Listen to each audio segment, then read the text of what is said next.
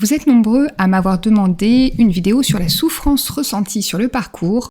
Au passage, si vous avez des sujets de vidéos que vous aimeriez que j'aborde, mettez-les-moi en commentaire. J'essaye de les traiter au fur et à mesure.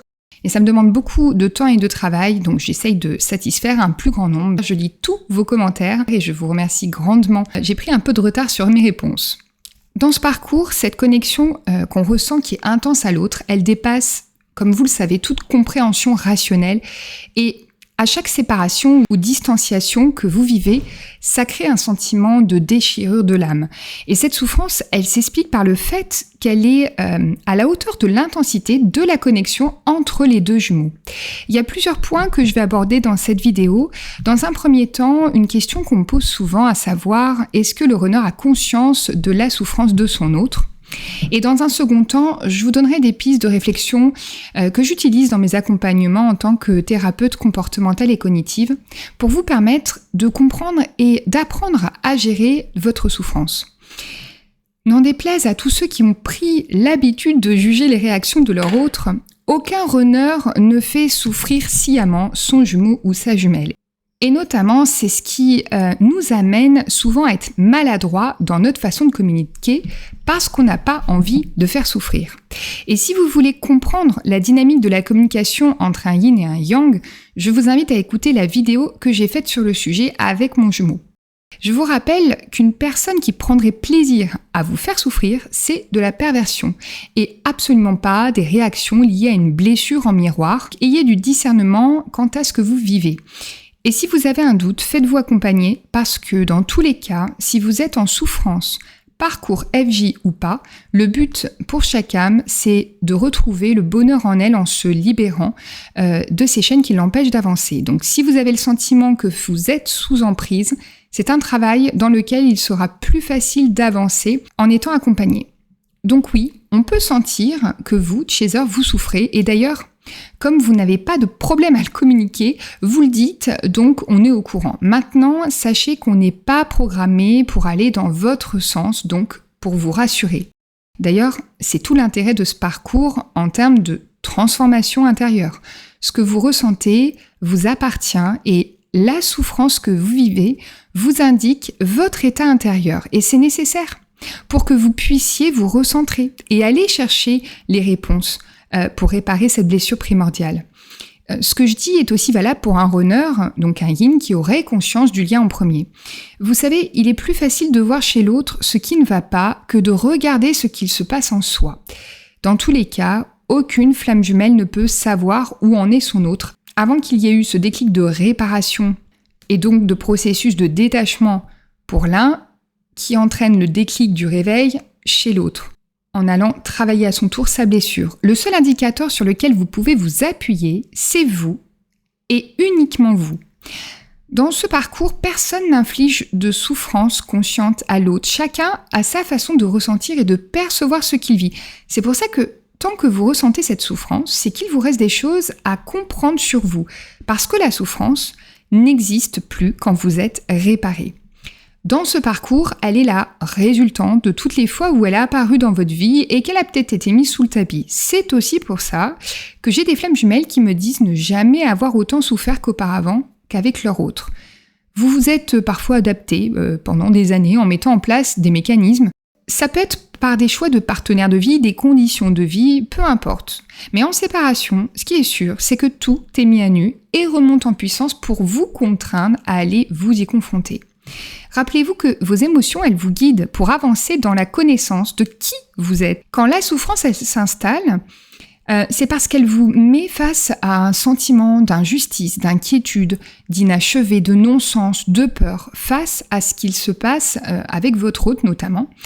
Et que fait-on quand on n'est pas bien ? Eh bien, 9 cas sur 10, on va en parler autour de nous pour avoir un avis, pour avoir le sentiment d'être compris, avoir une épaule sur laquelle s'appuyer, ou se revaloriser par le retour des autres. Sauf que ce parcours, n'étant pas décryptable par ceux qui ne le vivent pas, eh bien, ce que vous entendez vous fait souvent plus mal qu'autre chose parce que les réactions de l'un et l'autre sont mal interprétées. Et finalement, vous vous apercevrez que vous ne pouvez qu'avancer seul. Quand on entend en répétition que l'autre est par exemple un manipulateur, comme on me le relate souvent, ou qu'il ne reviendra jamais, alors qu'au fond de notre cœur, c'est pas ce qui nous vibre, eh bien, ça nous isole encore un peu plus. Parce qu'encore une fois, les réponses, c'est vous qui les avez. Le premier conseil que je vous donnerais dans un premier temps, pour éviter de nourrir cette souffrance, c'est de ne pas en parler tout le temps et d'en parler à des personnes suffisamment ouvertes qui ne vous jugeront pas, vous, votre relation, votre autre. D'autre part, pour prendre de la distance émotionnellement, il faut éviter de ressasser. Donc plus on en parle, plus on y pense, plus on souffre. Et puis, on ne peut pas rationaliser ce lien parce que c'est une connexion énergétique totale d'âme à âme. Ce qui implique que vous ne pouvez pas non plus fonctionner comme dans une autre relation dite normale, c'est-à-dire d'essayer de comprendre ce que vous vivez en ne vous appuyant que sur les attitudes de votre autre. Ça ne vous fera pas avancer et le danger, c'est que ça ravive votre incompréhension et que ça vous fasse à nouveau souffrir. Tout est prévu pour revenir à soi et uniquement à soi dans cette connexion céleste et terrestre. Donc ce travail en profondeur, il est inévitable et c'est pareil pour toutes les flammes jumelles. C'est ce dont vous devez vraiment prendre conscience. Quant à votre souffrance qui est nourrie la plupart du temps par vos peurs, elles sont à identifier dès que vous les ressentez. La peur par exemple de vous tromper, la peur de ne pas y arriver, la peur que votre autre ne revienne pas, etc.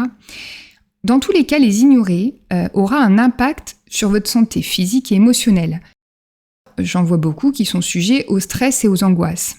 Parce qu'il y a une résistance qui s'installe intérieurement. Quand il y a une résistance, c'est bien parce que cela montre des parties blessées qui luttent en nous. Cependant, d'essayer de les mettre de côté, de les ignorer, ça devient finalement de l'auto-persuasion que tout va bien et à la finale, vous n'avancez pas plus. Comme toutes les personnes qui peuvent se dire détachées ou aller bien en apparence alors qu'elles vont exprimer de la colère quand elles parlent de leurs jumeaux. Et pour ça, il suffit juste de lire vos commentaires. Ça vous donne des pistes de réflexion sur là où vous en êtes vous. Les deux polarités, évidemment, peuvent ressentir de la colère, de la trahison, être mis de côté, avoir l'impression d'être manipulé par l'autre.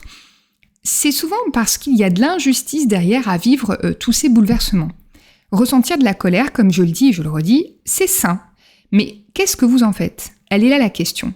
Ce ne sont pas les émotions que vous ressentez qui vous consument psychologiquement et émotionnellement de l'intérieur, mais le fait de ne pas savoir comment les gérer. Et quand on les gère mal, on est en surréaction face à ce qu'on entend ou ce qu'on lit. Et le yin ne ressent pas moins de colère que le yang, ça fait partie des fausses croyances, c'est juste qu'il ne l'extériorise pas. Et d'ailleurs, c'est pas mieux de la refouler, ça n'aide pas plus à agir dans la justesse, puisque la colère est juste réprimée. Ce sentiment de colère vient vous montrer un endroit de vous qui a été touché, et le but, c'est d'aller voir cet endroit, ou d'aller voir quel besoin vous n'avez pas respecté pour vous-même, ou quel besoin a été affecté. Et dans ce parcours, vous le savez, à un moment, tout remonte encore plus fortement. Et là, on se dit, pourtant, je pensais avoir dépassé tout ça. Et oui, on est tous passés par là. Et d'en prendre conscience, c'est salvateur. Ça nous ouvre les yeux de là où on en est réellement. C'est pour ça que dans ce lien, on est fatalement amené à se réparer parce que toute personne qui souffre a envie d'en sortir, à moins d'être maso. En vous réparant, le lien énergétique qui vous lie se consolide, se fortifie à votre autre, que vous le vouliez ou non, dans tous les cas, parce que la guérison de l'un permet le rapprochement de l'autre. Donc, vous voyez que même si vous vouliez sortir de ce parcours, c'est impossible. Et d'ailleurs, j'en parle dans une de mes vidéos. Si vous ne l'avez pas vue, je vous invite aussi à la voir. Je la mets en haut à droite. Vous me parlez beaucoup aussi de la fuite du yin quand il est dans le silence. Mais vous savez, le yang qui court après son autre, c'est aussi de la fuite. Mais ça s'appelle une fuite en avant. Plus vous sentez que le jumeau ou la jumelle s'éloigne, plus vous vous raccrochez à lui, et plus vous lui courez après, plus votre autre met une distance entre vous. Tenter de contenir de l'eau dans une main ouverte, c'est peine perdue. En gros, toutes les réactions de fuite humaine qu'on fait tous pour éviter d'aller voir pourquoi on agit de telle ou telle façon, pourquoi on ressent telle émotion, ne feront que se manifester jusqu'à ce que vous ayez conscience de tous les processus à modifier en vous. Et pourquoi on est tant fatigué sur ce parcours ? Je vous ai parlé du stress, des angoisses qui sont générées par toutes nos luttes intérieures. Ces ressentis sont là pour nous mettre en vigilance. Ils ne sont pas là pour se prolonger dans le temps, sauf si on ne les comprend pas.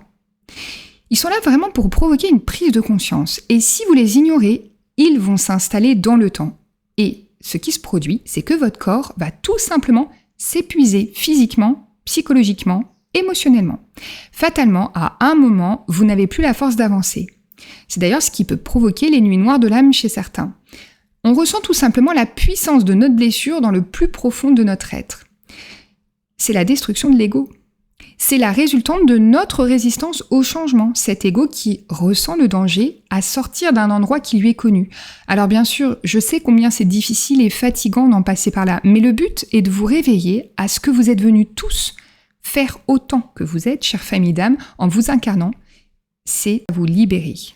Et puis vous savez, cette tristesse que toutes les flammes jumelles ressentent en séparation ou en distanciation, et plus souvent de manière forte chez les chasers d'ailleurs, c'est parce qu'inconsciemment, c'est l'expression du bénéfice qu'on en garde à ne pas vouloir se détacher de l'autre parce que cette souffrance vous permet de maintenir votre amour dans ce lien, de le nourrir autrement à distance.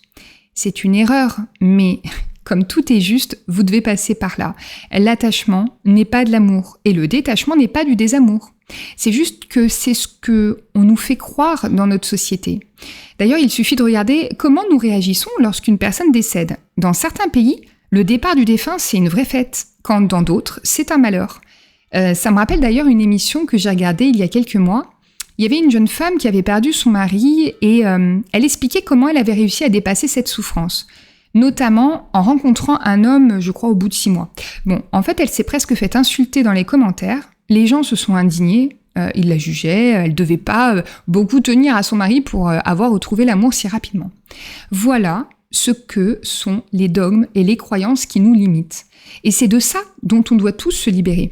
Notamment nous en tant que flammes jumelles. Mais ça montre bien que l'amour, encore une fois, est lié à un état de souffrance qu'on doit ressentir, voire maintenir suffisamment longtemps pour prétendre aimer quelqu'un.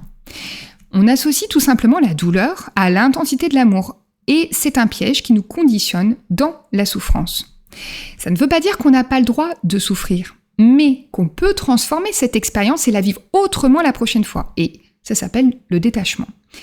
Et la tristesse, elle vous parle. Elle vous parle de la difficulté face à la perte, qui peut engendrer de la culpabilité, de la peur.